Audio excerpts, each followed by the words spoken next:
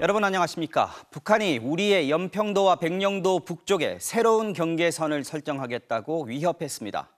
해상 국경선이라는 용어를 사용하면서 기존의 북방 한계선을 인정하지 않겠다고 밝힌 건데요. 당장 서북 도서 지역의 긴장감이 더욱 커질 것으로 보입니다. 첫 소식 이덕영 기자입니다. 불길을 내뿜으며 이동식 거치대에서 발사되는 소형 미사일. 바다 위 목표물을 타격합니다. 북한이 어제 강원도 원산 동북방 해상에서 시험 발사한 신형 대한미사일 바다수리 6형입니다. 발사된 미사일들은 1,400여 초간 동해 상공에서 비행하여 목표선을 명중 타격했습니다. 이 미사일은 러시아의 대한미사일 우란을 모방해 개발한 것으로 지난 2020년 열병식에서 공개했던 대한미사일을 개량한 것으로 보입니다. 발사 현장엔 김정은 국무위원장도 찾았습니다. 그런데 김 위원장은 이 자리에서 해상 주권을 강조하며 해상 국경선이란 단어를 처음으로 사용했습니다. 김정은 동지께서는 지상대 해상 미사일 역량을 전진 배치하고 최대로 강화하여 해상 국경선을 믿음직하게 방어하며 김 위원장은 이어 연평도와 백령도 북쪽 국경선 수역에서의 군사적 대비 태세를 강화하라며 해상 국경선의 지역을 구체적으로 지목했습니다. 또 우리 군이 동서의 해상에 설정한 북방 한계선, NLL은 유령선이라고 폄하하기도 했습니다. 국제법적 근거와 합법적 명분이 없다며 NLL을 인정하지 않는 대신 자신들의 기준에 따라 해상 국경선을 설정하겠다는 겁니다. 합참은 북한의 주장을 일축했습니다. 북한의 주장과 상관없이 우리는 NLL이 우리 군에 변치 않는 해상 경계선이라는 사실을 명확히 말씀드립니다. 북한은 이와 함께 해상 국경선을 침범할 경우 무력 도발로 간주하겠다고 밝혀 서해 5도 수역에서의 무력 충돌 가능성이 제기됩니다. MBC 뉴스 이덕영입니다. 북한이 우리나라를 상대로 국경선이라는 표현을 쓴 건 이번이 처음입니다. 대한민국을 동족이 아닌 교전 국가로 규정하겠다는 의지를 다시 한번 강조한 셈인데요. 북한이 조만간 헌법을 개정해 새로운 국경선을 발표하고 도발 수위를 높여갈 것이라는 관측이 나옵니다. 이어서 홍익표 기자가 보도합니다. 정전협정 직후인 1953년 8월 유엔군 사령관이 설정한 NLL은 서해 백령도와 연평도 등 5개 섬 북쪽과 북한 황해도 지역의 중간선을 기준으로 설정한 실질적인 경계선입니다. 하지만 북한은 NLL을 인정하지 않았습니다. 지난 1999년에는 아예 서북도서 전체를 포함한 서해 해상 경계선을 들고 나왔고 2007년에는 우리 NLL보다 남쪽으로 치우쳐진 서해 경비 개선을 주장하면서 NLL 무력화를 시도해왔습니다. 북한은 해상 국경선을 언급하면서도 그 경계가 어디까지인지 명확히 밝히지 않았습니다. 과거 서해 경비 개선으로 비춰볼 때 서북도서 인근 해역까지 자신들 영역이라고 주장할 것으로 보입니다. 특히 김정은 위원장이 지난달 연설에서 남쪽 국경선이 명백히 그어졌다고 한 만큼 조만간 구체적인 국경선을 발표할 가능성이 있습니다. 그 어떤 경계선도 허용될 수 없으며 대한민국이 우리의 영토 영공영해를 0.001mm라도 침범한다면 그것은 곧 전쟁 도발로 간주될 것입니다. 김 위원장은 최근 영토와 영해 등을 규정한 헌법 내용도 개정하겠다고 밝혔는데 헌법 개정 시점과 맞물려 NLL 인근의 도발 수위가 높아질 것으로 예상됩니다. 북한은 지금 NLL을 아주 치밀하게 무력화시키려고 하고 있고 진영 무기들을 계속 개발해서 군사적 충돌이 일어났을 경우 결코 수세적으로 대응하지 않겠다. 서해 NLL 인근에서의 도발 가능성에 대해 군 당국은 북한의 어떠한 도발에도 단호히 대응해 나갈 것이라고 강조했습니다. MBC 뉴스 홍익표입니다. 우리나라가 쿠바와 수교했다고 정부가 어젯밤 전격 발표했습니다. 정부는 오랜 세월 돈독했던 북한과 쿠바의 관계를 고려해 발표 전까지 철저한 보안을 유지했는데요. 대통령실은 사회주의권에 대한 우리 외교의 완결판이라면서 북한은 상당한 타격을 받을 것이라고 평가했습니다. 신수아 기자가 보도합니다. 한국이 북한의 형제국 쿠바와 수교했습니다. 쿠바에서 1959년 사회주의 혁명이 일어난 뒤 단절된 외교 관계가 65년 만에 다시 맺어진 겁니다. 수교는 물밑 협상부터 발표 순간까지 극비리에 진행됐습니다. 우리 시각으로 어젯밤 10시쯤 한국과 쿠바는 미국 뉴욕의 주 유엔 대표부 간 외교 공한을 교환했다고 발표하는 것으로 수교 사실을 전격적으로 알렸습니다. 양측은 서한 교환 5분 뒤 공표하자고 분단위까지 합의했고 사진 한 장도 배포하지 않았습니다. 국내에서도 쿠바 수교안은 그제 국무회의에서 의결됐는데 외교부를 제외한 대다수 국무위원들은 회의장에 앉고 나서야 쿠바 수교가 임박했단 걸 알았습니다. 이렇게 막판까지 보안에 신경 쓴 이유는 국제 무대에서 몇 안 남은 우방국을 잃는 북한의 방해를 방지하기 위해서입니다. 쿠바는 냉전 시기 이후 지금까지 북한과 반미, 반제국주의 노선으로 뭉쳐온 정신적 형제국입니다. 대통령실은 사회주의권에 대한 우리 외교의 완결판이라면서 북한으로선 상당한 타격이 불가피할 것이라고 평가했습니다. 그러면서 결국 역사의 흐름 속에서 대세가 누구에게 있는지 분명히 보여준다며 대북 메시지를 강조했습니다. 쿠바는 우리의 193번째 수교국으로 한국은 유엔 회원국 중 시리아를 제외하고 모든 국가와 외교 관계를 수립하게 됐습니다. 우리 대중남미 외교를 강화하는 중요한 전환점이자 글로벌 중추국가로서 우리의 외교 지평을 더욱 확장하는 데 기여할 것으로 북한은 아직 한국과 쿠바의 수교에 침묵하고 있습니다. 다만 북한 매체가 오늘 북한 주재 외교단 소식을 전하면서 쿠바를 이례적으로 언급하지 않아 북한이 애둘러 불쾌감을 드러냈다는 해석이 나옵니다. MBC 뉴스 신서아입니다. 쿠팡 블랙리스트 의혹 관련 보도 이어갑니다. 그젯밤 MBC의 첫 보도가 나간 지 4시간 만에 쿠팡 측은 MBC가 제시한 리스트 문건이 출처 불명의 문서라면서 자신들의 인사평가 지표와 일치하지 않는다고 밝혔습니다. 쿠팡이 아니면 알 수 없는 16,450명의 개인정보 자료가 자신들과 관련이 없다는 식인데 과연 그럴까요? 저희는 쿠팡 내부의 인사평가 자료도 추가로 입수했습니다. 양식과 표현이 다를 뿐 기피 인물의 개인정보와 사유, 등급을 나눈 것은 마찬가지였습니다. MBC가 보도한 문건 이름인 PNG 리스트 관리라고 명기된 쿠팡 내부 검색 프로그램도 확인했습니다. 차주혁 기자의 보도입니다. MBC가 공개한 PNG 리스트와는 다르다고 한 쿠팡 인사평가 자료. MBC는 쿠팡 내부의 인사평가 자료인 사원평정 관련 문건을 추가 입수했습니다. 사원평가 V1, 야간 특수검진 차단 대상자, 웰컴데이 중복 지원자 등 총 5개 시트로 구분됐습니다. 각 시트에는 이름, 생년월일, 로그인 아이디, 연락처가 기록됐습니다. PNG 리스트에 있는 개인정보 영역과 똑같습니다. 문제의 평가 영역은 사원평정 작성 양식에 등장합니다.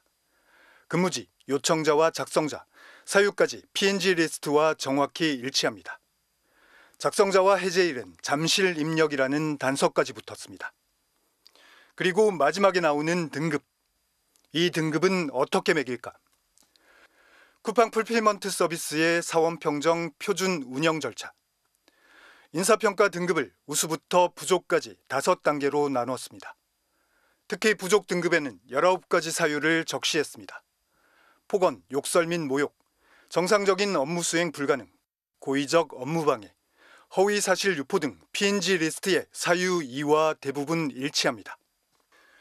부족 등급을 받은 퇴사자는 재입사를 영구 제한한다고도 못 박았습니다. 즉 사원평정의 부족 등급은 PNG 리스트의 재입사 영구 제한, 대구 1센터와 같은 개념으로 유추됩니다. 영구 제한 외에도 비자발 퇴사자는 1년, 사원평정 기준 이하 등급은 3개월, 쿠팡은 취업 제한 기간을 등급화했습니다. 재입사 제한을 해제하기 위해선 쿠팡 잠실 본사의 담당 책임자 매트님의 승인을 받아야 한다면서 문서는 끝납니다.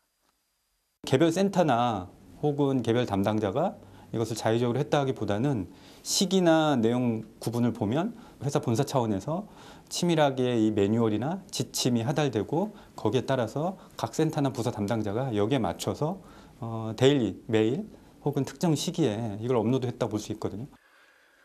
출처 불명이라는 해명과 달리 PNG 리스트가 쿠팡에서 작성됐다는 결정적인 증거는 쿠팡 내부 전산망에서도 또 한 번 확인됩니다. PNG 리스트 관리라고 명확히 적시된 대상자 검색 프로그램. 여기선 전체 PNG 리스트를 다운로드 받을 수도 있고 새로 갱신된 명단을 업로드할 수도 있습니다. 외부 접속이 불가능한 해당 프로그램의 도메인은 쿠팡.net으로 시작해 블랙리스트.html로 끝납니다. 쿠팡은 지금도 블랙리스트의 존재 자체를 부인하고 있습니다. MBC 뉴스 차주혁입니다. MBC 취재팀은 문제의 리스트에 있는 이름을 살펴보다가 낯익은 이름을 발견했습니다. 국회의원 이탄희, 그 역시 쿠팡에서 근로체험을 한 뒤 열악한 근무 여건을 공개 비판한 적이 있었습니다. 리스트에 적힌 사유는 근무지 무단 이탈이었습니다. 이어서 김건휘 기자가 보도합니다. 3년 전 여름 쿠팡의 경기도 덕평 물류센터에 큰 불이 나면서 진압에 투입됐던 119 구조대장이 순직했습니다. 에어컨이 없던 작업장, 24시간 선풍기를 돌리기 위해 설치된 멀티탭에서 불이 시작된 걸로 조사되면서 쿠팡의 열악한 노동 환경에 대한 사회적 비판이 거세졌습니다. 그로부터 3달 후 열린 한 토론회. 사실 저는 예견된 참사라고 생각을 합니다. 저희가 이제 오죽하면 국회의원들, 장차관들 그리고 쿠팡 임원들한테 제발 하루라도 직접 해봐라. 해보고 나서 이야기를 해라. 라고 말할 정도의 상황이었습니다. 민주당 이탄희 의원은 쿠팡 일용직 체험 사실을 공개하며 열악한 노동 조건을 개선하라고 요구했습니다. 저 스스로 그렇게 이야기된 계기가 제가 8월 달에 한번 그 체험을 해봤는데요. 이 말로 보고 들었던 것과는 완전히 바뀌었습니다. 이 때문이었을까? 16,450명의 쿠팡 P&G 리스트를 확인하던 중 이탄희 의원의 이름을 발견할 수 있었습니다. 이름뿐 아니라 생년월일과 전화번호까지 모두 일치했습니다. 영구 채용 불가를 뜻하는 걸로 보이는 대구 1센터로 분류됐고 리스트 등재 사유는 근무지 무단 이탈로 적혀 있습니다. 이탄희 의원은 쿠팡 물류센터의 노동 여건을 확인할 목적으로 직접 체험을 했다고 취재진에게 밝혔습니다. 물류센터에 동행했던 당시 비서관도 나란히 명단에 올랐습니다. 쿠팡은 뉴스데스크의 보도가 가짜뉴스라며 방송통신심의위원회의 프로그램 방송 중단과 관계자 징계 등을 요구하는 신고서를 제출한 것으로 확인됐습니다. MBC 뉴스 김건유입니다. 사퇴 요구가 끊이지 않고 있는 축구 대표팀의 클린스만 감독이 사실상 경질 수순을 밟게 됐습니다. 축구협회 전력강화위원회가 감독 경질로 의견을 모았고 이를 보고받은 정몽규 회장이 빠르면 내일 최종 결정을 발표할 예정인데요. 오늘 회의에 화상으로 참석한 클린스만 감독은 선수들의 불화가 경기력에 영향을 미쳤다면서 자신의 전술 부재는 인정하지 않았습니다. 손장훈 기자가 전하겠습니다. 오전 11시에 시작된 전력강화위원회. 회의는 무려 5시간이나 계속됐습니다. 미국 자택에서 화상으로 참여한 클린스만 감독과 이야기를 주고받는 데만 2시간이 넘게 걸렸습니다. 클린스만 감독이 퇴장한 이후 거치 문제가 본격적으로 논의됐는데 감독 경질로 최종 의견이 모아졌습니다. 클린스만 감독이 더 이상 국가대표팀 감독으로 리더십을 계속 발휘하기 힘들다는 판단이 있었고 교체가 필요하다는 대의견이 전반적으로 모아졌습니다. 전력강화위원회가 지적한 부분은 크게 2가지. 전술 부재와 선수단 관리였습니다. 특히 아시안컵 준결승전의 경우 요르단과 같은 대회에서 2번째 만나는데도 준비가 부족했다고 결론 내렸지만 클린스만 감독은 이를 인정하지 않았습니다. 전술 부재에 대해서 그럼 인정을 안 했나요, 감독이? 클린스만 감독은 그 부분에서 인정을 하지 않았습니다. 손흥민과 이강인의 몸싸움으로까지 번진 선수단 관리 문제도 마찬가지였습니다. 클린스만은 자신도 이를 현장에서 지켜보고 한국은 선후배 간 예의가 있는 걸로 들었는데 예전에도 이랬냐고 코치진들에게 반문했다며 선수단 내 불화가 경기력에 영향을 미쳤다는 책임에 비싼 발언도 남겼습니다. 하지만 강화위원회는 클린스만 감독의 책임이 더 크다고 봤습니다. 지도자로서 팀의 규율과 기준을 제시하는 점에서 부족했음이 드러났다. 국내 체류 기간 이 적은 근무 태도에 관련해서도 국민들의 신뢰를 잃었고 회복하기 불가능하다는 평가도 있었습니다. 클린스만 감독 경질 이후 후임 감독 선임이나 아시안컵 준결승 전날 사건에 대해서는 별다른 논의가 이뤄지지 않은 가운데 최종 결정권을 가진 정몽규 회장은 빠르면 내일 클린스만 감독의 거치 여부를 밝힐 예정입니다. MBC 뉴스 손장훈입니다. 부동산 경기 침체로 요즘 집값이 계속 하락하고 있죠. 그런데 신축 아파트의 분양가만큼은 연일 최고치를 경신하면서 치솟고 있습니다. 서울과 수도권뿐 아니라 전국적으로 나타나는 현상인데요. 정동욱 기자가 그 이유를 취재했습니다. 지난주 전국 아파트 값은 이전 주보다 0.04% 내리며 12주 연속 하락세를 보였습니다. 재개발 재건축 규제 완화와 GTX 추가 개통 발표 등 호재가 쏟아지고 있지만 매매 심리가 돌아서지 않고 있는 겁니다. 반면 새 아파트 분양가는 연일 급등하며 최고치를 경신하고 있습니다. 올해 1월 기준 서울 새 아파트의 3.3제곱미터당 평균 분양가는 3,700만 원을 넘어섰습니다. 국민평형 전용 면적 84제곱미터로 환산하면 한 채당 12억 원에 육박하는데 1년 새 21% 넘게 오른 수치입니다. 서울뿐 아니라 수도권은 물론 다른 지역의 아파트 분양가도 계속 오르고 있습니다. 전국 민간 아파트 평균 분양 가격은 전월 대비 0.44% 상승했고 전년 동월 대비 10.95% 상승했습니다. 집값 하락이 대세인 가운데 분양가만 홀로 치솟는 이유는 뭘까? 우선 지난해 1월 분양가 상한제가 해제된 영향이 큽니다. 여기에 공사비 인상과 고금리라는 시장 환경이 겹치며 분양가 급등으로 이어졌다는 겁니다. PF 사태 등으로 건설 경기가 위축되면서 신축 아파트 공급이 부족해진 것도 분양가 상승의 이유로 꼽힙니다. 다만 시세 차익을 기대하기 어려운 만큼 분양가 상승폭이 계속 가파르게 유지되기는 어려울 거라는 게 전문가들의 분석입니다. 미분양 우려가 커지고 있어서 입지 상품성이 뛰어난 곳 외에는 분양 가격 적정성을 따져보실 필요가 있겠습니다. 따라서 청약 이전에 주변 시세와 실거래가 등을 반드시 따져보고 실거주 목적이 아니라면 청약 신청을 피해야 한다는 지적이 나오고 있습니다. MBC 뉴스 정동욱입니다. 누군가 도난 카드로 수백만 원을 결제했는데도 수사에 제대로 협조를 하지 않고 있는 애플 코리아의 행태를 연속으로 전해드리고 있습니다. 관련해서 비슷한 피해 신고가 잇따르고 있는데 일부 용의자들은 애플 매장에 가기 전에 카페 등에서 카드를 시험 삼아서 사용하는 모습을 보이기도 했습니다. 애플과는 달리 수사에 적극 협조한 다른 가게들 덕분에 일부 용의자를 붙잡을 수 있었는데요. 백승우 기자가 취재했습니다. 지난달 30일 한모 씨도 잃어버린 자신의 카드로 애플에서 310만 원이 결제된 걸 알게 됐습니다. 그런데 애플에서 결제되기 불과 4분 전 한 음료회사에서 800원이 결제됐습니다. 카드가 정지됐는지 보려고 먼저 소액을 긁어본 겁니다. 800원 알이랑 그 310만 원 알림을 같이 봤어요. 온 걸. 한 3, 4분 간격이어가지고. 이번에도 애플은 어느 매장인지 알려주지 않았습니다. 만약에 이제 범인이 잡히더라도 그 CCTV 확보가 안 돼서 범인이 이제 자기가 결제한 게 아니다 이렇게 발뺌하면은 그게 증거를 못 찾을 수도 있지 않을까라고 생각이 들고. 결국 한 씨가 직접 음료회사에 물었고 서울 송파의 한 쇼핑몰에 설치된 자판기에서 결제된 걸 알아냈습니다. 이후 경찰은 쇼핑몰의 협조도 받아 범행 일주일 만에 CCTV 영상을 확보했고 바로 용의자를 붙잡았습니다. 지난달 6일 애플에서 125만 원이 결제됐다는 알림을 받은 20대 여성 역시 그보다 7분 전 인근 카페에서 2,800원이 결제됐음을 뒤늦게 발견했습니다. 무인 사진관에 갔다가 깜빡 두고 나온 카드를 누군가 주워서 쓴 겁니다.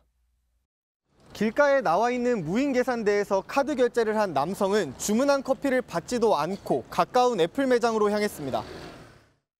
카드 키오스크에서 한번 제일 약간 저렴한 음료 한번 테스트해보고 카드가 되나 안 되나 테스트해보고 바로 이렇게 애플 쪽으로 내려가더라고요. 그나마 카페 결제 기록 덕분에 서울 강남 매장임을 알아냈지만 사건 발생 한 달이 지난 지금까지 애플이 경찰에 CCTV 영상을 주지 않아 용의자 추적에 어려움을 겪고 있습니다.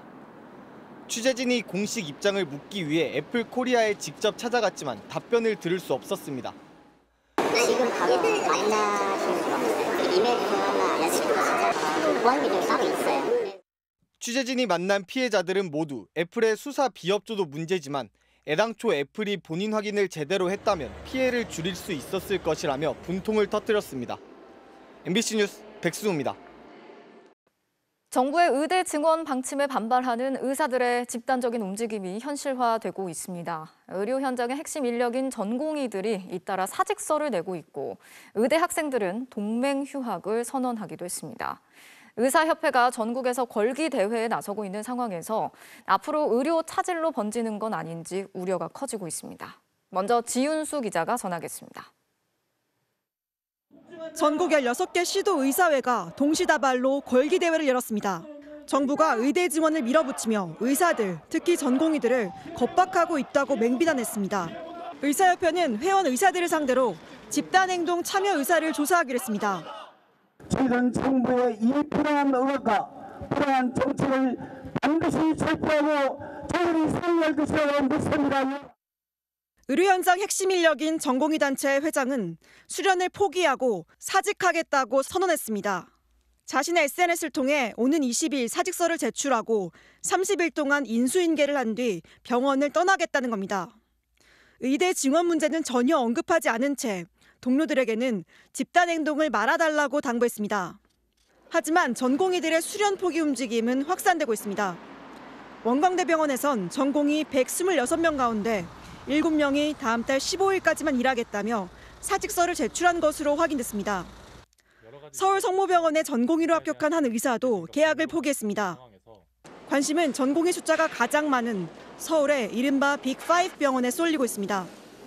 대학병원은 전공의와 전문의가 같이 일을 하는 구조이기 때문에 빠지면 부담이 될 수 있다는 문제가 있고 어수선한 건 사실이거든요. 의료 현장에선 의대생에서 인턴, 그리고 레지던트로 이어지는 의료 인력 수급 체계가 흔들릴 가능성을 우려하고 있습니다. 여기에 전국 40개 의과대학 학생 대표들은 동맹 휴학을 추진하고 있습니다. 의대학생협회는 2만 의대생들을 상대로 동맹 휴학 참여율을 조사해 단체 행동에 나서겠다고 선언했습니다. MBC 뉴스 지은수입니다. 정부는 의사들의 이런 단체 행동 움직임에 대해서 거듭 경고에 나섰습니다. 전공의들이 개별적으로 사직을 하더라도 집단 행동으로 간주될 수 있다고 지적했고 의료 차질이 현실화되면 비대면 진료를 확대하는 등 대책도 마련하겠다고 밝혔습니다. 다만 전공의들의 처우도 개선하겠다면서 의료계 달래기에도 나서고 있는데요. 이어서 박소희 기자가 취재했습니다. 정부가 거듭 강조한 건 법과 원칙입니다. 불법적인 집단 행동은 의료법과 형법으로 처벌할 수 있다는 겁니다. 그러면서 전공의들의 개별적인 사직이 집단 행동으로 번지지 않도록 노력하겠다고 밝혔습니다. 집단 행동 교사 금지 명령이 내려졌기 때문에 이것들을 회피하기 위한 또 하나의 투쟁 수단이 될 수도 있다고 봅니다. 특히 사직서를 내기 전 동료들과 서로 상의했거나 연속적으로 이루어진다면 집단 행동에 포함된다고 지적했습니다.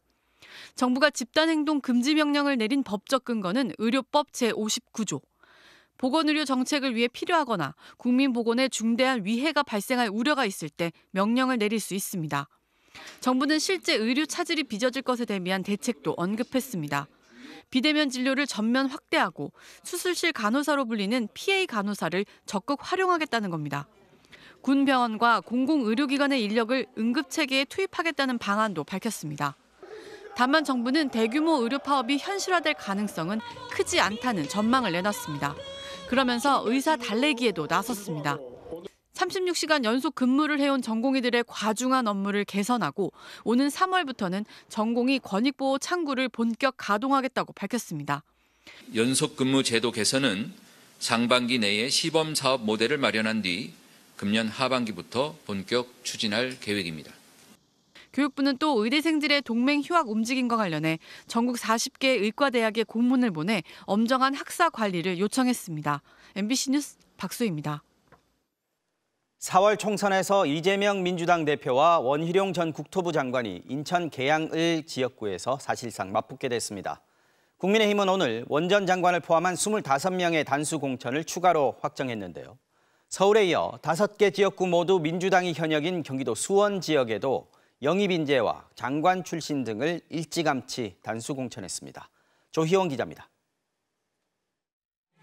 한동훈 국민의힘 비상대책위원장이 이재명 민주당 대표의 대항마라며 힘을 실었던 원희룡 전 국토부 장관. 이 돌덩이가 누군지 여러분 아시죠? 제가 온몸으로 돌덩이를 치우겠습니다. 국민의힘이 원전 장관을 이 대표 지역구인 인천 계양을에 단수 공천하면서 여야 대선 주자급 빅매치 성사 가능성이 높아졌습니다. 4년 전 민주당의 5석을 모두 빼앗겨 불모지가 된 경기도 수원에는 박문규 전 산업부 장관과 이수정 교수 등 영입 인사들을 일찍 낙점했습니다.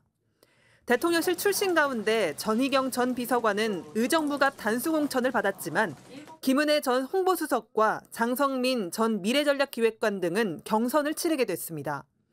공천 면접장엔 이른바 올드보이들의 발걸음도 이어졌습니다. 자꾸 뭐 올드보이다 뭐다 개인 욕심 가지고 하려고 하는 것처럼 이렇게 비판만 하지 마시고. 정치하는 사람이 정치권으로 돌아온 것은 연어가 돌아온 것도 똑같죠. 흔한 포기를 저는 포기해야 된다. 반면 김무성 전 새누리당 대표는 후배들에게 길을 열어주겠다며 공천 신청을 철회했습니다. 막말 논란으로 사퇴한 김성회 전 대통령실 비서관과 공관병 갑질 의혹 등으로 물의를 빚은 박찬주 전 대장도 면접 심사를 받았습니다. 7, 8년 전 했었던 얘기들이었고 그거에 대해서 사과했고 그리고 당시에 누가 되지 않기 위해서 대통령실을 나왔고. 약세지인 수도권 면접을 마무리하면서 단수 공천 50개 지역을 확정한 국민의힘은 내일부터 텃밭인 영남 지역 면접에 들어갑니다. MBC 뉴스 조희원입니다. 더불어민주당도 홍익표, 고민정, 김두관 의원 등 10곳의 단수 공천을 추가로 확정했습니다. 영입 인재 4명의 전략 공천도 발표했습니다. 다만 계파 갈등으로 번질 조짐이 있는 비명계 현역 의원들의 지역구나 임종석 전 청와대 비서실장의 공천 문제는 결정하지 않고 남겨뒀습니다. 신준명 기자입니다. 서울 광진을에선 고민정 최고위원이 단수 공천을 받았습니다. 하루 앞서 공천을 확정한 국민의힘 오신환 전 의원과의 맞대결이 일찌감치 결정됐습니다. 홍익표 원내대표는 기존 서울 중성동갑에서 서초을로 자리를 바꿔 낙점을 받았습니다.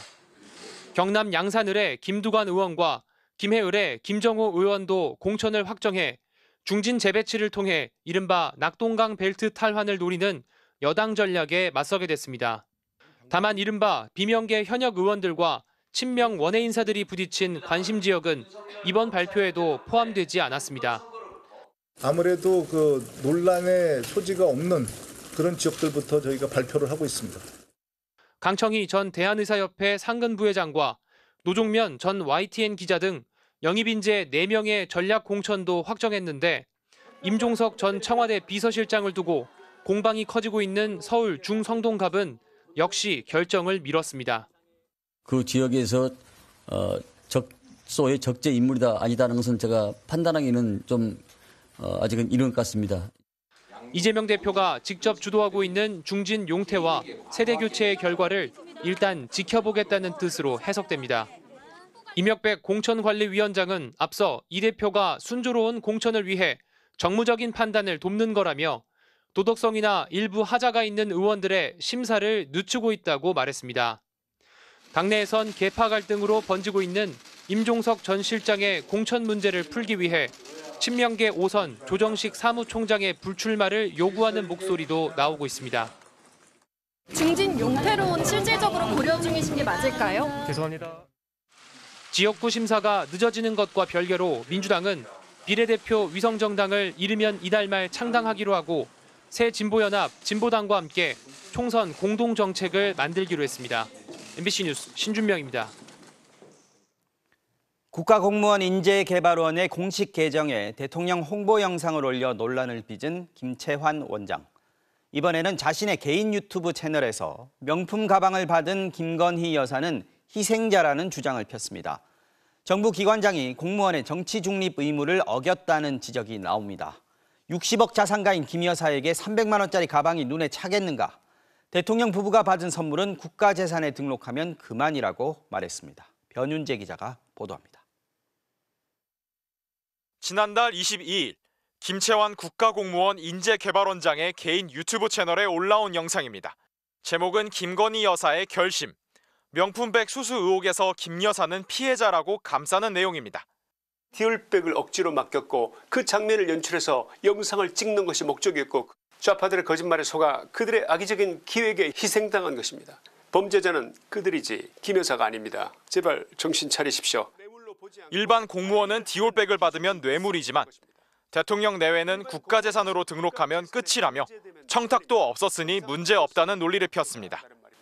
솔직하게 말해봅시다. 60억대 재산을 가진 김건희 여사, 현금성 자산만 해도 40억이 넘는 김 여사의 눈에 300만 원짜리 핸드백이 눈에 들어왔겠습니까? 또 비싼 가방이긴 하지만 명품은 받는 사람 수준에 따라 상대적인 거라고 선을 그었습니다. 명품이라고 느껴지려면 최소한 몇 천만 원짜리가 넘는 샤넬백, 에르메스 버킨백 정도는 돼야 명품이라 할 만한 것 아니겠습니까? 겸직 허가를 받고 활동하는 개인 채널이라곤 하지만 영상은 정부 문양으로 끝납니다. 더불어민주당은 김 원장이 공무원의 정치적 중립 의무를 어기고 있다고 비판했습니다. 궤변으로 김건희 여사를 두둔하는 김채원 원장이 윤석열 대통령이 생각하는 올바른 공무원상입니까? 해당 영상은 현재 김 원장의 유튜브 채널에서 내려간 상황입니다. 김 원장은 영상 내용과 삭제 경위 등을 묻는 MBC 취재진의 질문에 답하지 않았고 인재개발원 상급기관인 인사혁신처는 겸직 허가를 받았다는 것 외에 따로 입장은 없다고 밝혔습니다. MBC 뉴스 변윤재입니다.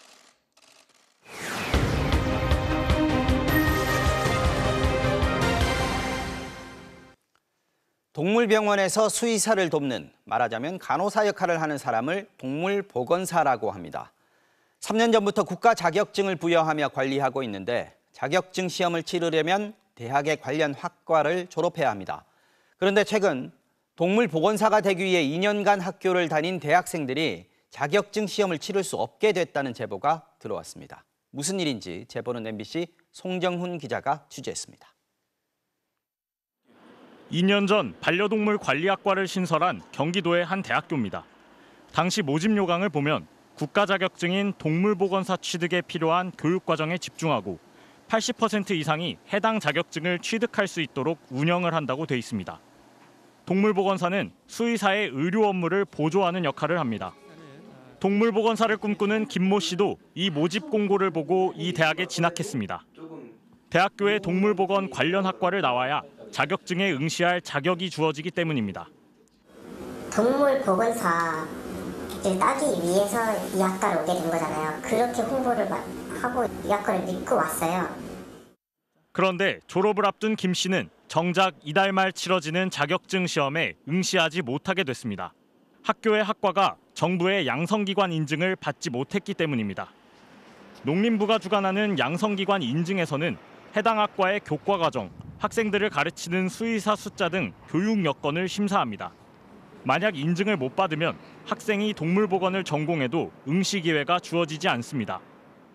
학교 측은 인증 신청을 하려 했지만 수의사 숫자 등에서 요건을 갖추지 못했다는 걸 뒤늦게 알았다는 취지로 해명했습니다. 그래서 인증 심사를 애초에 신청하지도 않았다는 겁니다. 그럼 왜 지금 지원 요건이 안 되는지는 아직 파악은 안 된 거네요. 뒤에도 그걸 확인하는 거죠. 이유 공고나고 안 된다고 나오는 거죠. 반면 농림부는 신청 자체를 막지는 않는다며 신청 자격이 되는지 학교가 유권 해석을 요청한 적도 없다고 밝혔습니다. 결국 학교는 마땅한 구제책이 없다며 학생들에게 다른 학과의 교육을 지원하거나 어학연수에 우선 선발하겠다는 식의 대안을 내놨습니다. 얘가 공부하던 책이 있습니다. 그게 대여섯 번 가지고 너덜너덜해요. 그거 보면 막 눈물이 가요. 그 책을 이제 뭐 하냐고요. 2년 공부가 수포로 돌아갈 처지가 된 학생은 김 씨를 포함해 그에 입학한 동기생 30명에 달합니다. MBC 뉴스 송정훈입니다. 오늘 새벽 인천 옹진군의 섬과 섬 사이를 잇는 다리 아래에서 불이 났습니다. 불은 약 2시간 만에 꺼졌는데 다리 밑을 지나던 전선이 불에 타면서 영흥도 등 일대 섬에 사는 3,800여 세대의 전기 공급이 하루 종일 끊겨 주민들이 큰 불편을 겪었습니다. 재은희호 기자가 현장에 다녀왔습니다. 컨테이너 창고 위로 연기가 솟아오릅니다. 창고 바로 위에는 옆섬으로 건너가는 다리가 천장처럼 가로지르고 있습니다. 불이 난 창고는 이렇게 뼈대만 남을 정도로 타버렸습니다. 대교 아랫부분도 새카맣게 타버렸고 곳곳에는 끊어진 전선도 남아 있습니다. 불은 2시간 만에 꺼졌지만 다리 아래 설치된 전력 케이블도 함께 불에 탔습니다. 이로 인해 인천 선제도와 영흥도 일대 약 3,800세대의 전기 공급이 끊겼습니다. 영흥도로 들어가 봤습니다. 횟집 마당에는 죽은 물고기가 쌓여 있습니다. 정전으로 새벽부터 수조에 산소 공급이 끊겼기 때문입니다. 죽은다가 전기 나가서 지금 물이 안 나오잖아요, 이 구멍에서. 산소도 안 나오고. 얘는 벌써 폐사한 상태. 이 지금 250kg 정도? 많았어요. 점심시간 일대 관광지 식당과 가게는 모두 사실상 개점 휴업입니다. 불판도 안 되죠. 불판이 왜 안 돼요? 전기가 들어가야 이게 점화가 되니까. 냉장고에 들어있는 식재료도 걱정입니다. 고기 냉장고도 지금 꺼져 있는 상태예요. 인근 24시간 편의점은 아예 문을 닫았고 무인 매장의 냉장고도 물건을 싹 비웠습니다. 정전이 된 무렵부터 눈과 비도 내리기 시작했습니다. 집안에서 전등을 켤 수 없어 촛불을 밝혔고 두꺼운 외투에 슬리퍼까지 챙겨 신었지만 추위는 가시지 않았습니다. 냉골이야, 냉골. 너무 추워지니까는 침대에 못 누워 있거더라고. 그래서 이걸 입고 들어갔는데도 그래도 찬바람이 막 올라와. 추위와 허기에 시달린 주민들은 발전소가 마련해놓은 쉼터에서 끼니를 해결했습니다. 전기 밥솥도 안 되지. 밥솥이 안 되지, 밥솥이. 인덕션도 안 되니까 불이 안 들어오지. 전기가 안 들어오니까. 18시간이 넘도록 전력 복구 작업이 이어진 가운데 소방당국은 컨테이너 창고의 정확한 화재 원인을 조사 중입니다. MBC 뉴스 재은유입니다. 오늘 전남 해남군 송지면 인근 해상에서 어선 한 척이 전복됐습니다. 선원 6명 가운데 3명은 구조됐지만 2명이 숨지고 1명이 실종돼 해경이 수색 작업을 벌이고 있습니다. 안준호 기자가 취재했습니다. 전남 해남군 송지면 인근 해상. 해경 경비함정들이 전복 양식장 주변을 수색하고 있습니다. 오늘 오후 1시 10분쯤 해남군 송지면 인근 해상에서 승선원 6명이 타고 있던 6.67톤급 어선이 전복됐습니다. 해상 감시를 하던 이제 그 육군에서 이제 어선이 전복돼 있다는 신고를 접수받아가지고 저희가 지금 현재 대응을 하고 있고. 선원 6명 가운데 3명은 구조됐지만 30대 선장 등 2명은 숨졌고 70대 여성은 실종됐습니다. 사고 해역에는 강한 바람이 불어 수색 작업에 민간 어선들은 투입되지 못했습니다. 사고 어선은 전복 양식장 관리선으로 선원들은 전복 출하 작업을 하고 있었던 것으로 알려졌습니다. 어떻게 되는 거예요? 계속 이렇게 하는 거예요? 8년 넘게 다니는 사람인데. 해경은 경비 함정 등을 투입해 실종자 수색 작업을 벌이고 있지만 기상 여건이 좋지 않고 날이 어두워져 실종자 수색에 어려움을 겪고 있습니다. MBC 뉴스 안준호입니다. 어제는 봄처럼 따뜻했던 날씨가 하루 사이에 완전히 달라졌죠. 어제 낮 기온이 20도까지 오르면서 봄꽃이 피었던 강원 동해안 지역. 오늘은 많은 눈이 내리면서 20cm 넘게 눈이 쌓인 곳도 있었습니다. 이하라 기자가 취재했습니다. 세찬 눈보라가 쉴 새 없이 몰아칩니다. 도로변 대나무는 쌓이는 눈의 무게를 이기지 못해 쓰러졌고 지난 폭설에 무너졌던 비닐하우스는 다시 쌓인 눈에 깊게 내려앉았습니다. 물기를 머금어 무거운 습설이 낮부터 동해안에 쏟아졌습니다. 강원 산지에는 20cm 이상, 동해안에도 15cm 안팎의 눈이 쌓였습니다. 평창 진부와 대화에는 오후 한때 시간당 4.5cm가 넘는 눈이 쏟아지기도 했습니다. 어제는 한낮 기온이 20도를 웃돌았는데 하루 만에 다시 겨울이 된 겁니다. 어제까지 하나둘 꽃망울을 터뜨리던 매화나무가 눈으로 뒤덮였습니다. 눈밭으로 변한 도로에서는 종일 제설 차량들이 오고 갔고 시민들도 집 앞에 쌓인 눈을 치우느라 구슬땀을 흘렸습니다. 며칠 전에 눈이 많이 와가지고 여기 어닝이 고장난 적이 있는데 눈이 쌓여가지고 그래서 지금 고장날까 봐 미리 치워놓고 있어요. 동해안은 기온도 20도 가까이 뚝 떨어졌습니다. 어제는 우리나라 남쪽에 위치한 고기압으로부터 따뜻한 남서풍이 불어들고 낮 동안 일사로 인해 평년보다 10도 이상 높은 기온을 보였지만 오늘은 찬성질의 북쪽 고기압이 내일 아침 강원 산간은 영하 10도로 떨어지고 동해안도 영하권 날씨를 보일 것으로 예상됩니다. 동해안에는 다음 주에도 많은 눈이 내릴 전망입니다. MBC 뉴스 이하라입니다. 국내 골프 인구가 급증하면서 골프장이 아닌 공공장소에서 이렇게 위험하게 골프채를 휘두르며 연습을 하는 경우 종종 볼 수 있는데요. 자칫 사고로도 이어질 수 있어서 단속이 필요하다는 요구가 높아지고 있지만 아직까지 구체적인 근거가 없다고 합니다. 유민호 기자가 전하겠습니다. 한 남성이 풀밭 위를 터벅터벅 걸어갑니다. 이내 멈춰서더니 자세를 잡고 골프채를 크게 휘두릅니다. 그런데 이곳은 골프장이 아닌 축구장 6개 넓이의 시유지입니다. 남성이 서 있던 곳에서는 골프 연습을 한 흔적이 발견됐습니다. 공터와 맞닿아 있는 주차장에서는 이렇게 골프채들이 가득 들어있는 골프 가방도 발견할 수 있었습니다. 주민들은 자칫 사고로 이어지지 않을까 불안합니다. 가까운 곳에 주민을 위한 산책로와 초등학교가 있기 때문입니다. 위험하니까 여기는 골프장이 아니고 말 그대로 사람들이 다니는 그 길이라. 예전에 여기 산에도 어떤 분이 그러신 분이 있으셨거든요. 골프채 들고 다니면서 이렇게. 2년 전에도 한 남성이 이곳에서 골프 연습을 하다가 주민들에게 들키면서 논란이 되기도 했습니다. 공공장소에서의 무분별한 골프 연습은 잊을만 하면 목격되고 있지만 단속이 어렵고 처벌도 솜방망이 수준에 머물고 있습니다. 경찰에 신고해도 처벌은 벌금 10만 원이 전부입니다. 지난 2021년 해수욕장이나 공원 같은 장소에서 골프 연습을 금지하는 이른바 무단골프 방지법이 발의되기도 했지만 국회 문턱을 넘지 못했습니다. MBC 뉴스 유민호입니다. 미국의 최대 스포츠 이벤트죠. 슈퍼볼 우승팀의 축하 행사장에서 총격 사건이 벌어졌습니다. 100만 명이 몰렸던 행사장은 순식간에 아수라장으로 변했고 현재까지 20여 명의 사상자가 발생했습니다. 경찰이 현장에서 용의자 3명을 체포했는데요. 이번 슈퍼볼과 관련해서 각종 음모론이 돌았어서 총격의 배경에 관심이 쏠리고 있습니다. 이 소식은 워싱턴에서 왕종명 특파원이 취재했습니다.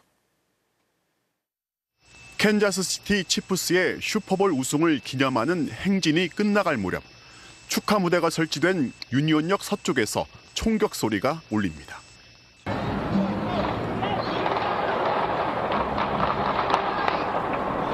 치프스에 붉은 유니폼을 입고 몰려든 100만 명의 인파가 혼비백산 달립니다. Everybody started running. There was screaming. We didn't know what was happening.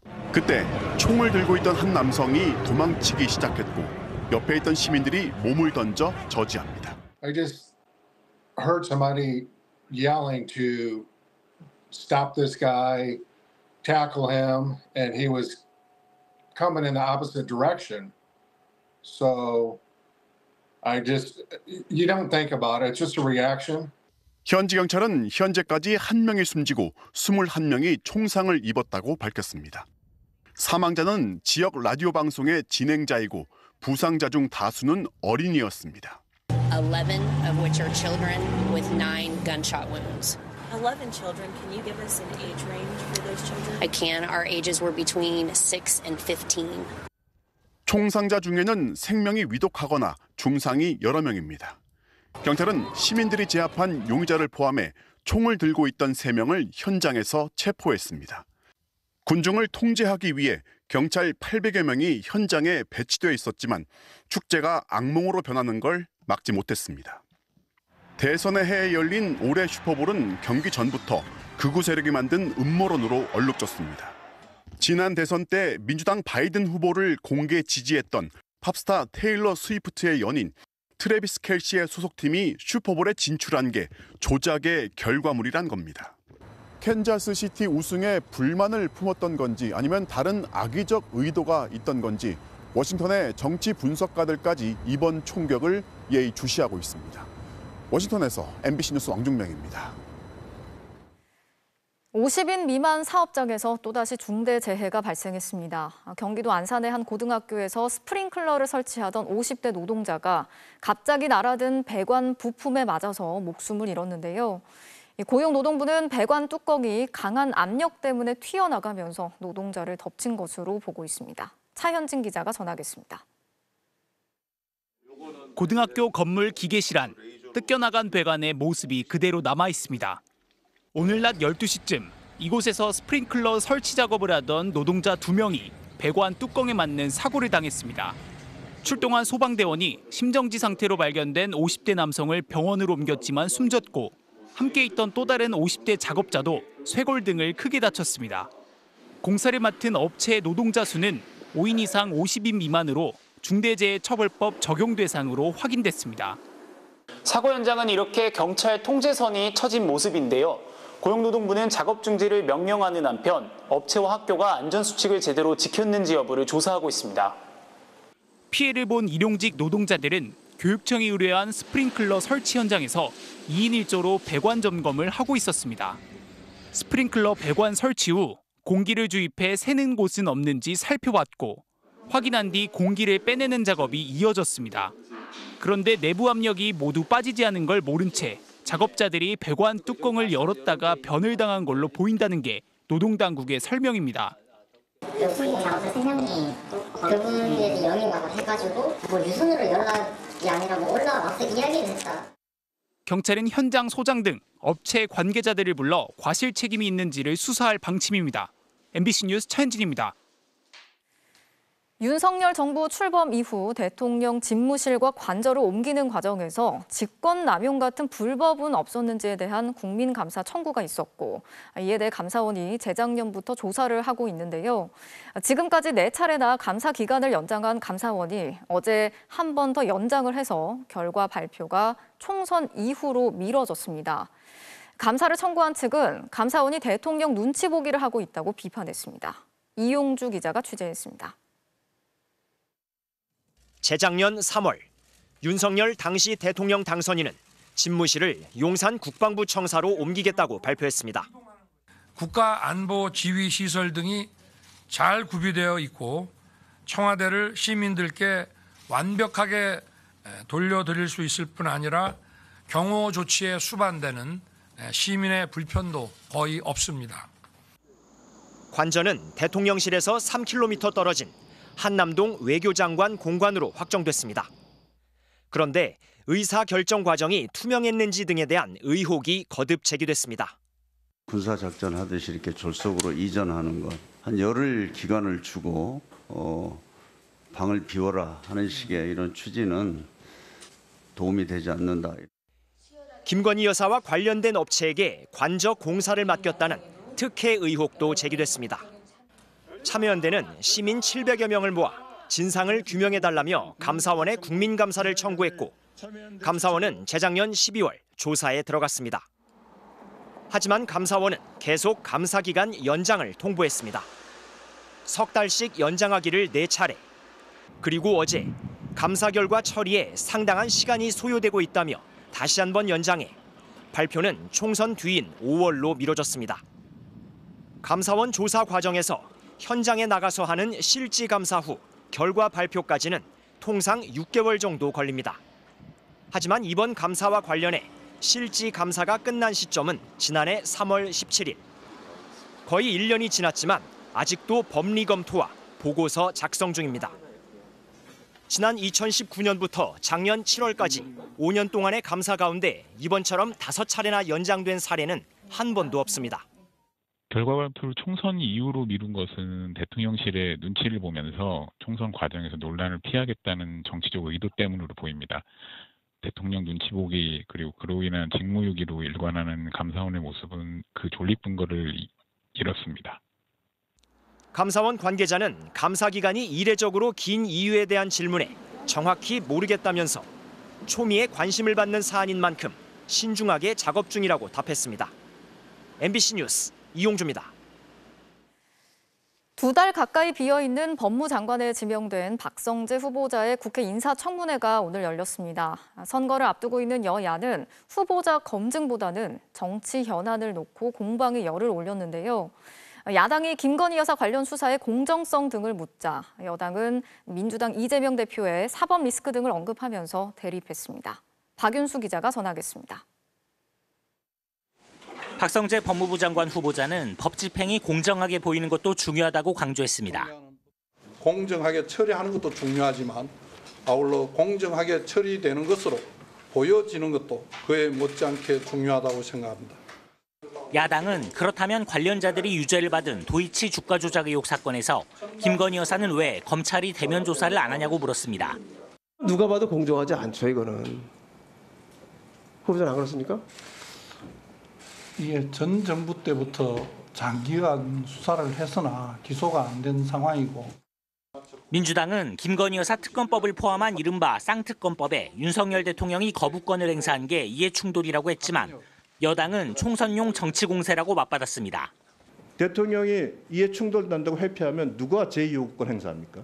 법률적 상식에 의한 주장을 해야 될 텐데 이렇게 말도 안 되는 주장을 하고 있는 겁니다.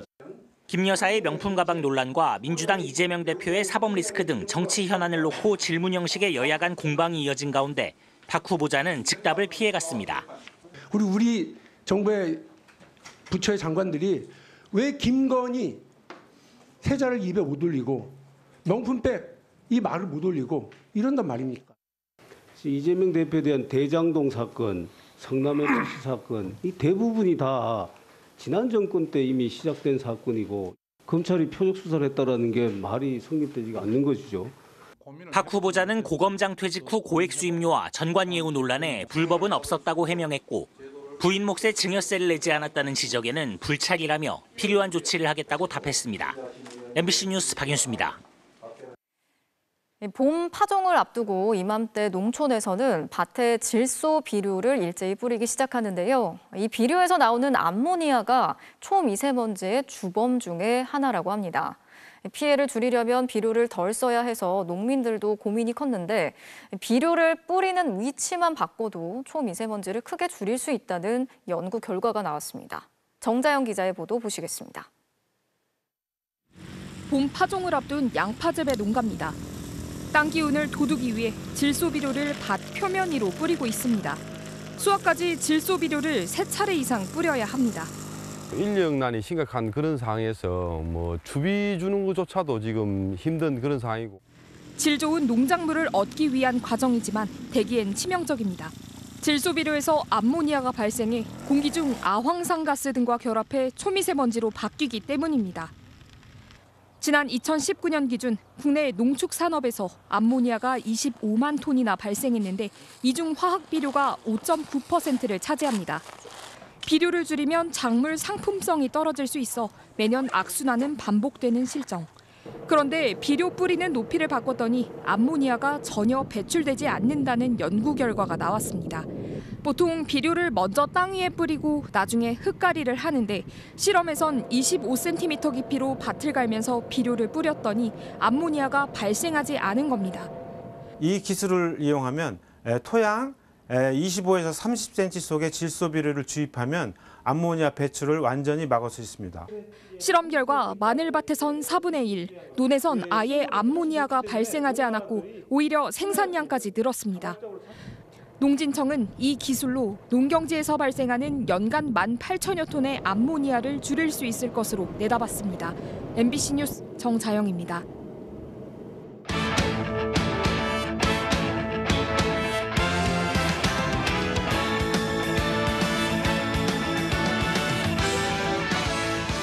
목요일 밤 스포츠 뉴스입니다.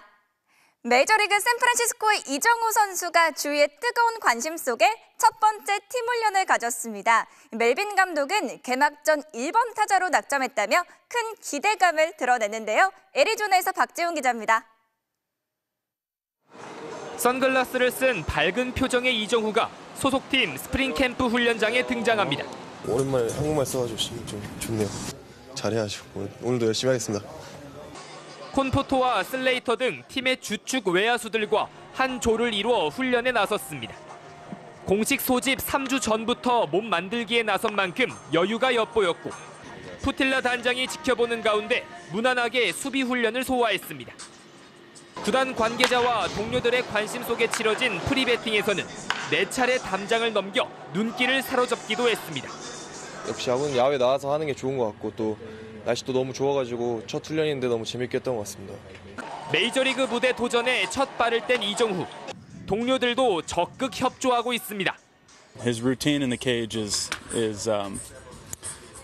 awesome. Every time I see him, I want to say good job. 정후, 좋아. 맨날 듣는 것들은 이제 다 알아듣겠는데 좀 대화 같은 건 아직 좀 힘들어가지고 애들이 먼저 물어봐요. 이게 굿모닝이 한국말로 뭐냐 아니면은 안녕 헬로우가 한국말로 뭐냐 이렇게 물어봐가지고. 이정우 역시 세밀한 부분까지 적응하기 위해 KBO 리그 때와 모양과 크기가 다른 헬멧에 미리 손을 봐놓았습니다. 제가 직접 써보니까 하성이 형이 왜 헬멧이 자꾸 벗겨지는지 알겠더라고요. 제일 큰 걸 쓰고 여기 패치를 이렇게 붙여서 줄이는 방법밖에 없더라고요. 구단에서 거는 기대도 큽니다. 멜빈 감독은 시범 경기도 하기 전에 이정우를 개막전 1번 타자로 낙점했습니다. I would be shocked if he wasn't leading off on opening day at this point in time. So, barring an injury, knock wood, yeah. 미국에서의 하루하루가 설렌다는 이정우. 새 시즌 적응에도 자신감이 있습니다. 애리조나에서 MBC 뉴스 박재웅입니다. 프로야구 두산의 이승엽 감독이 취임 2번째 시즌을 앞두고 달라진 모습을 준비하고 있습니다. 작전 야구 대신 화끈한 공격 야구로 가장 오랫동안 야구를 하겠다고 다짐했는데요. 이번엔 호주 시드니에서 김수근 기자입니다. 이승엽 감독이 예리한 눈빛으로 선수들의 스윙 하나하나를 지켜봅니다. 적극적으로 칭찬을 하다가 좋다, 좋아. 금세 아쉬운 점을 지적하기도 합니다. 뭐야? 왜 하시는 거야? 투수들의 구위를 점검할 때는 직접 휴대전화를 꺼내 영상을 기록합니다. 2번째 시즌을 맞으면서 감독 이승엽의 노하우를 만들고 있습니다. 저희가 원하는 대로 방향대로 잘 지금 나가고 있는 것 같습니다. 패배를 하더라도 다음 경기에서는 빠르게 리커버리가 될 수 있도록 준비하는 그런 조금 마음의 여유는 좀 생기지 않았나. 새로운 접근 방법을 고민하는 이유는 결국 지난 시즌의 아쉬움 때문입니다. 가을 야구가 한 경기로 끝난 것도 여전히 자신의 탓인 것만 같습니다. 최승용 선수가 1이닝 던지고 투 개수가 많지 않았었는데 김강림 선수로 이제 교체를 했었거든요. 좋은 선수를 좀 놔뒀으면 어땠을까 하는 그런 생각도 했기 때문에 3위까지도 갈 수 있었는데 뭐 그 부분에 대해서는 당연히 감독의 책임이고 팬들의 기대와 달랐던 경기 운영도 올해는 확 바꿀 생각입니다. 팬들에게 조금 화끈한 야구를 좀 보여드리고 싶네요. 화끈한 타격을 펼친다면 작전을 낼 필요가 없겠죠. 궁극적인 목표는 당연히 빅볼을 하고 싶죠. 김재환의 부활 가능성까지 점쳐지고 있는 올해 더 높은 곳에서 더 오래 버티겠다고 다짐했습니다. 10개 구단 중에 마지막까지 야구를 할 수 있도록 한번 해보겠습니다. 비난을 다시 한번 박수로 바뀔 수 있도록 노력하겠습니다. 초보 감독으로 가을 야구 무대에 올랐지만 아쉬움을 남긴 이승엽 감독. 2번째 시즌은 화끈한 공격 야구로 더 높은 순위표를 기대하고 있습니다. 시드니에서 MBC 뉴스 김수근입니다.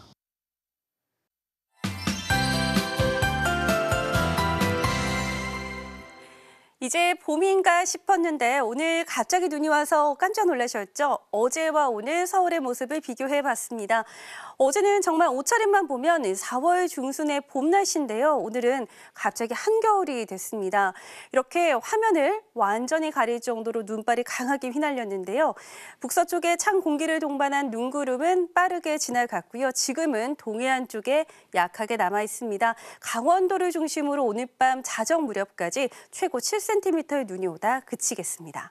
아침 출근길 공기는 더 차가워지겠습니다. 오늘보다 기온이 10도가량 큰 폭으로 떨어지겠는데요.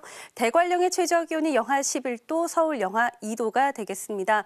급격한 기온 변화가 예상돼 전국의 한파 영향 예보 관심 단계가 발표됐습니다. 내일은 전국의 하늘이 대체로 맑겠습니다. 다만 영하의 추위 속에 길이 얼어붙는 곳이 많겠습니다. 아침 최저 기온은 서울이 영하 2도, 춘천 영하 5도까지 떨어지겠습니다. 낮 기온은 서울이 7도, 부산 10도로 오늘과 비슷하겠습니다. 이번 주 일요일부터 당분간 전국적으로 비나 눈이 오겠고요. 기온 변동폭도 크겠습니다. 날씨였습니다. 앞서 전해드린 국민의힘 공천 관련 보도에서 박찬주 예비 후보의 전 직함이 대령으로 잘못 표현돼 이를 대장으로 바로잡습니다. 박찬주 예비 후보와 시청자 여러분께 사과드립니다. 목요일 뉴스데스크 마치겠습니다. 함께해 주신 여러분 고맙습니다.